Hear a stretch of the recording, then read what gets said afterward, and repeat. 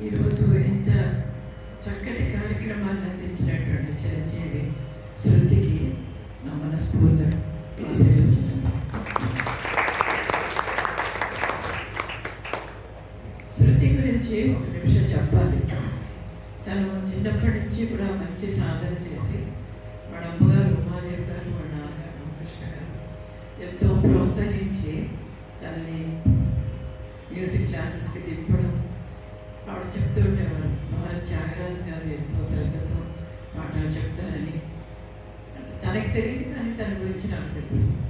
చాలా శ్రద్ధగా చక్కగా నేర్చుకుని త్యాగరాజు గారు చెప్పినట్టుగా తల్లిదండ్రులకి గురువుకి ఒక మంచి కీర్తిని సంపాదించి పెడుతుంది అనగా ఆశ్చర్యం లేదు. ఇంకొకటి చాలా ముచ్చటైనటువంటి విషయం ఏంటంటే, సాధారణంగా యుఎస్ మిగతా కంట్రీస్కి వెళ్ళినప్పుడు వాళ్ళకి వచ్చే స్కాలర్షిప్ అవి సరిపోదు. అంచేది ఏంటంటే వేరే ఇంకొక ఉపాధి ఏదో ఒకటి చేస్తూ ఉంటారు. అనేక రకాల ఉపాధులు చేస్తూ ఉంటారు. ఉపాధిని అంటారా? కానీ శృతి సంగీతానికే ఒక గర్వం కారణంగా సంగీత పాఠాలు చెప్తూ అక్కడ ఒక మర్యాదైనటువంటి స్థానాన్ని సంపాదించుకుని సంగీత పాఠాలు చెప్తూ స్టూడెంట్స్ వచ్చి కార్లో తను తీసుకెళ్ళి పాఠాలు నేర్చుకుని మళ్ళీ కార్లో తిప్పి, అంటే ఆ సంగీతానికి ఉన్నటువంటి స్థానం ఎటువంటిదో మనం ఆలోచించవచ్చు. అంటే మిగతా ప్రొఫెషన్స్ నేను తక్కువ చేయడం లేదు, కానీ మిగతావి మనం పాటుపడాలి. కానీ సంగీతానికి ఏంటంటే దాని యొక్క స్థానం ఎప్పుడు ఆ స్థానం ఉంటుంది. సో సంగీతం నేర్చుకోవడం వల్ల పై చదువులకి ఆటంకం వస్తుందనో లేకపోతే అమెరికా వెళ్ళలేరనో అనుమానించక్కర్లేదు. ఇంకా గర్వంగా వెళ్ళచ్చు. మంచి మర్యాదతో అక్కడ ప్రవర్తించి ఒక సంగీతం వల్ల చాలా మంచి గౌరవమైనటువంటి స్థానాన్ని పొందొచ్చు అని తన ఒక ఎగ్జాంపుల్.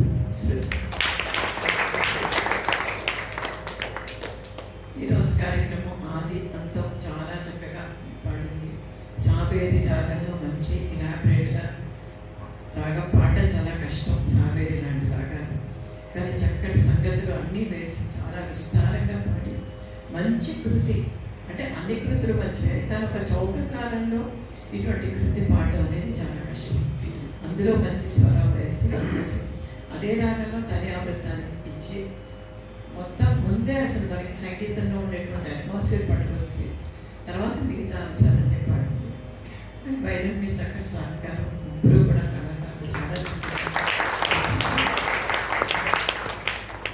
తర్వాత విద్యార్థులు అందరూ ఒకటి ముఖ్యంగా తెలుసుకోవాల్సింది ఏంటంటే, సంగీతంలో వోకల్ ఒక్కటే కాదు, ఒక ఇన్స్ట్రుమెంట్ కూడా తప్పనిసరిగా నేర్చుకోవాలి.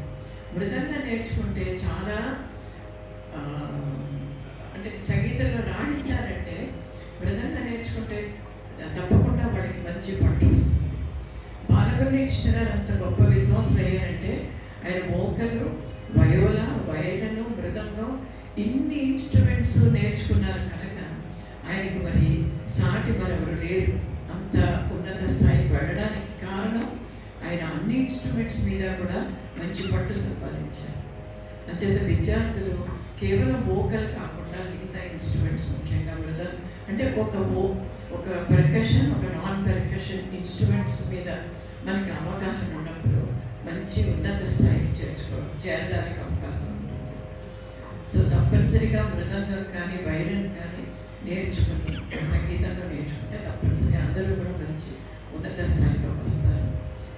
ఈ అవకాశం ఇచ్చిన చేత 4 మాటలు మాట్లాడించినందుకు చాలా సంతోషం. త్యాగరాజు గారికి ఎప్పుడూ ఉండాలి, మంచి ఉన్నత స్థాయిలో ఉండాలి అని ఆశీర్వదిస్తున్నాను.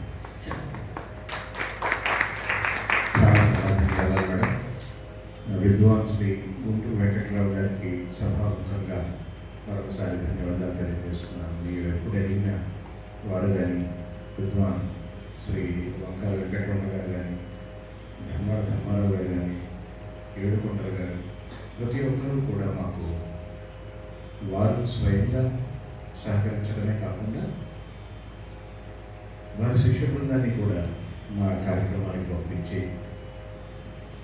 సభని జయప్రదం చేయడంలో ఎంతో దోహదం చేశారు. అలాగే ఈనాడు విద్వాన్ శ్రీ అనంత రామచరణ్ గారు ఎంతో బిజీగా ఉన్న ఆర్టిస్టులు వారు తన శిష్య వాత్సల్యంతో మా ఎందు అభిమానంతో ఈరోజు విజయనగరం నుంచి శ్రమకు తీసుకుని ఇక్కడికి వచ్చి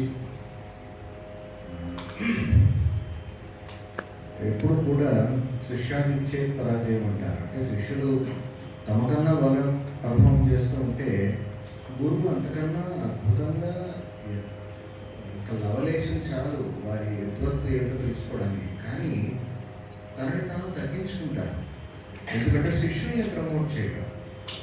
అందులో ఆయన శిష్య వాత్సల్యం తనకు తాను స్వయంగా ఒక గొప్ప విద్వాంసులు అయింది కూడా ఆయన సహకారం అకంపెనీస్ట్ అన్నమాట. సహకారము అంటే అనుసరించడం. ఆ ధర్మాన్ని ఎంత గొప్పగా వారు ఈరోజు నిర్వహించారు.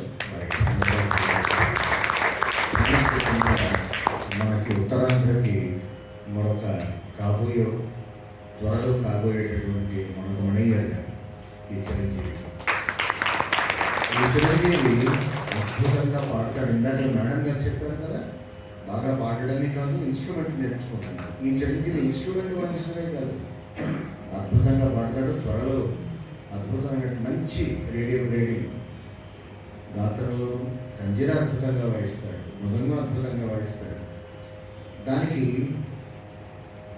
ప్యాషన్ ఉండాలన్నమాట. ఆ ప్యాషన్ని ఈ చిరంజీవికి అద్దెలా చేసినటువంటి ఈ చిరంజీవి తల్లిదండ్రులకు, సన్మార్గంలో నడిపిస్తున్నటువంటి గురువులకు ధన్యవాదాలు తెలియజేస్తూ అద్భుతమైనటువంటి ధన్యవాదం మేడం ఇందాకలే చెప్పారు. శివ తత్వాన్ని ఇప్పుడు ఈనాటి కార్యక్రమం అంతా శివ పరివారానికి సంబంధించినదిగా ఈ చిరంజీవి ప్రదర్శించింది. అయితే అందులో ఈశ్వర తత్వాన్ని ఒక్కొక్క రచనలలో కూడా అర్థం చేసుకుని సొగసుగా మృదంగా కావడం జత కూర్చి అన్నట్టుగా ఈ చిరంజీవి వాయించడం. అందులో ఈ క్లోజ్డ్ యాంబియన్స్లో వాయించాలి అంటే సౌండ్ని కంట్రోల్ చేసుకుంటూ వాయించాలి. ఫిమేల్ వాయిస్కి వాయించాలంటే మరొక ధర్మం ఉంటుంది, ఇన్స్ట్రుమెంట్కి వాయించాలంటే మరొక ధర్మం ఉంటుంది. నాదాన్ని చేతిలో స్ట్రోక్ ఎంత వరకు దాన్ని ప్రదర్శించాలో చిరంజీవి పెద్ద పెద్ద విద్వాంసులని చాలా దగ్గర నుండి అధ్యయనం చేసి ఆ ధర్మాన్ని పుడిగిపుచ్చుకుని చాలా చక్కటి మార్గంలో ప్రయాణం చేస్తున్నాడు. ఈ చిరంజీవికి పరమాత్మ ఆశీర్వాదం ఉండాలని ఈనాడు మాకు మరొక తెలిసింది ఏంటంటే,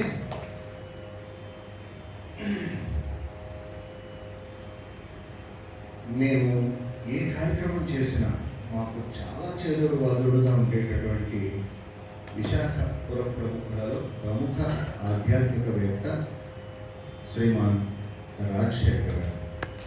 వారు ఈనాడు మా కార్యక్రమానికి వేరే ఇంపార్టెంట్ కార్యక్రమానికి పాపా హోమ్కి వెళ్ళి అక్కడ కార్యక్రమం చేసుకుని కేవలం మన ఉంటున్నటువంటి గౌరవ అభిమానాలతో ఈరోజు రావటం, ఈ చిరంజీవుని ఉద్దేశించి వారు ఆయన సార్ నేను ఈ చిరంజీవిని ఆశీర్వదిస్తాను అంటే మాకు ఎంత అధిక ఆనందం అనిపించిందంటే, మా అందరి తరఫున